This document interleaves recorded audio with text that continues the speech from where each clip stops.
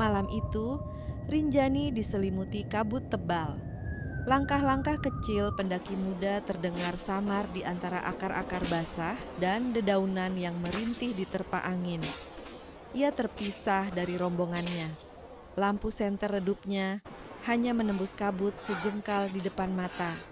Hatinya resah, tapi entah mengapa ia terus melangkah, seolah ada bisikan halus yang memanggilnya, menyusuri jalur yang tak pernah dikenalnya, dan tiba-tiba kabut terbuka, menyingkap danau Segara Anak. Airnya memantulkan cahaya bulan, berkilau bagai cermin gaib. Di tepi danau, ia melihatnya. Seorang perempuan, rambut panjangnya terurai, hitam berkilau, membingkai wajah bening dengan sorot mata lembut seperti embun pagi. Tubuhnya terbalut kain tipis hijau keemasan, melesat lembut mengikuti lenggok tarian yang tak bersuara, seakan ia berdansa dengan kabut dan bayangan bulan. Pendaki itu terpaku. Keringatnya menetes, bukan karena lelah, tapi karena dada yang berdebar tak terkendali. Setiap gerakan perempuan itu adalah puisi hidup, ayunan tangan bagai melukis udara, pinggang yang berputar seperti memanggil badai, kaki yang menjejak tanah seakan menyalakan aliran tenaga gaib dari perut bumi. Ia tahu ia harus berpaling, ia tahu langkahnya harus mundur, namun pesona itu merantai tubuhnya, mencekik logika, menelan kewarasan. Perempuan itu berhenti menari, matanya menatap lurus ke arah pendaki itu.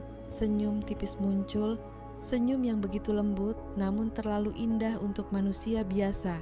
Pendaki itu melangkah, mendekat tanpa sadar.